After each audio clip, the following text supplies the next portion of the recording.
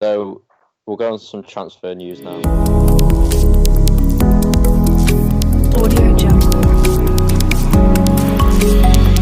I was shocked when I turned my phone on. I was shocked by this. Thomas Meunier has gone on a free from PSG to Dortmund until 2024. He signed a 4-year contract with Borussia Dortmund.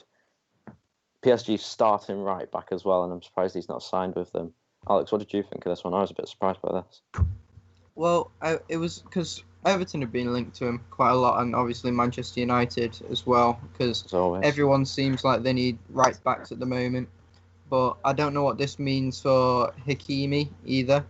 He's currently on loan at Dortmund from Real Madrid, and that probably means he's going to go back to Real Madrid. But if I was Meunier, I would have probably gone to one of the Premier League teams because of how many teams are looking for a right back at the moment. But I think if you're going to go to a team where you're going to excel, Dortmund's probably one of the best teams to do that at the moment, seeing as they're going in a very positive direction as well. But yeah. Yeah. Also, another contract that has run out. Pedro from Chelsea will move to Roma next season. Another weird one because Pedro has come off the bench and started in the second team virtually for Chelsea this season.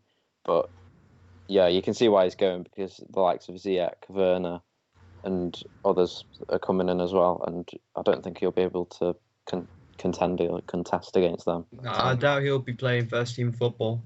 Yeah. And also, you just have to laugh at this, don't you? I mean, I don't know how this has gone through, but Juventus have agreed a 72 million fee with Barcelona for Arthur. I mean, this is Arthur who's won nothing apart from a La Liga, and that's it. And he's not really showed his qualities on the pitch that much. But for 72 million, that is definitely not a bargain. That is overpriced. No, that's a laughable fee. Yeah. There's also this thing about Pjanic going the other way from Juventus to Barcelona, but again, I don't think Arthur is, if he does go to Juventus, which I'm not currently sure if he will. They've agreed the fee, but he might not want to go, according to some sources, I think.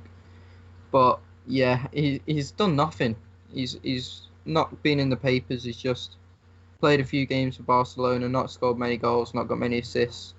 And suddenly, just because he plays for Barcelona, he's got a 70 million price tag. So yeah, it's ridiculous. But going on to some of the contract extensions now, and this is another laughable one. David Luiz has signed a 1-year contract with Arsenal. This is just, I don't know what this is. There's some others in a bit, but I'll tell you about it. But first, let's get a reaction from you guys on that one. I don't think that's right. So, yeah, it's just 1 week after him getting the red card against Manchester City and putting that absolutely dreadful performance in. But yeah, it's classic Arsenal, I think. They're going to get a few defenders in the summer. They've got Saliba or something from Saint Etienne, and he's another young centre back who I think could do very well for them. And I don't think there was any point in giving David Luiz a contract.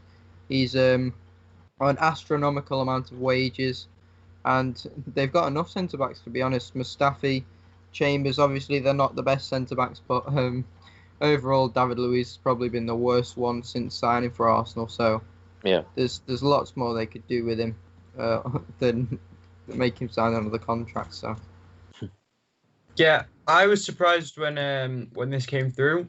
Honestly, I thought that he'd be out by the end of the season. I'm surprised Arsenal fans aren't kicking off about it and rioting, basically, because he's been an awful signing. He's got a ridiculous amount of reds, and I don't think he's had a good influence on the team at all. I just think that they've signed him because they're really struggling with defence at the moment, and I think there's better ways to go about fixing your defence than extending his contract for a year, because I don't think he's a good influence on the team at all, and I think he's kind of dragging them down with his track record. Yeah, also with Arsenal, they've extended the loan for Dani Ceballos, which is good for them, but this just shows how poor the recruitment is at Arsenal at the moment. They've got long-term deals for Cedric Suarez and Pablo Mari, who haven't even started this season. Bellerin's are starting at right back, and Pablo Mari is not even starting because Luis is starting. So I didn't see the point in extending their loans to into permanence, but that's what Arsenal thinks right. But also Scott McTominay has signed a 5-year deal with United until 2025 with an option of an extra year, which is very good for us. I think he'll be a vital part of our squad in the next coming years. Also, Jan Vertonghen and Michel Vorm have agreed to extend their contracts for, I think it was a 1-year deal. So that's good for Spurs, I suppose, getting a bit of experience in there. But yeah, what do you think about that Spurs Jan Vertonghen? He has been there quite a while. Do you think his time's passed? Well, for me, he's still a very good centre back, and he is quite versatile. He's played at full back sometimes for Tottenham as well, on the left.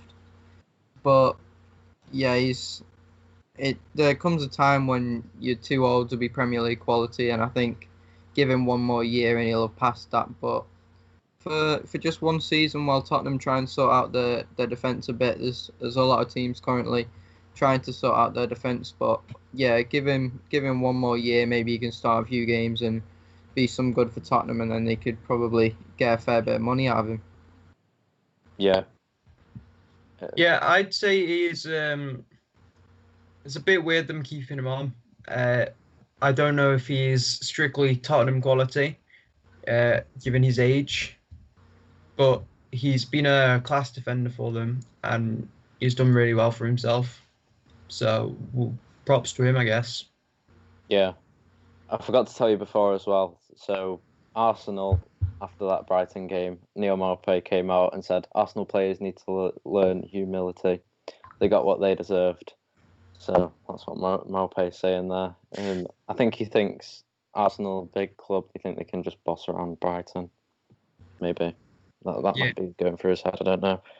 But that is the end of this podcast, episode 26. I'm sure this will be cut into parts, but yeah, I hope you enjoyed. Make sure to like and subscribe, and yeah, should they share the socials, guys? Yes, all of them. Definitely. Definitely watch all of our Twitch videos. We're missing out on you guys over there. We'll be streaming a few more games this week. I don't know if I'm going to be able to get the games up. I'll try and find a way. But yeah, add us on Instagram. Check us out on Twitter, Facebook, all the social medias. And have a nice weekend. Yeah, a good weekend of football. FA Cup coming. Try not to think about the Premier League that much, though. So. Yeah. Just if you're on social media, just scroll through all the things about Liverpool. You'll be alright. It's all over I'm getting adverts of Liverpool in the league on my personal account. I don't even follow any football accounts on that. Alex, chill. All right, that's bye from me. And me. Thank you for watching. Hey.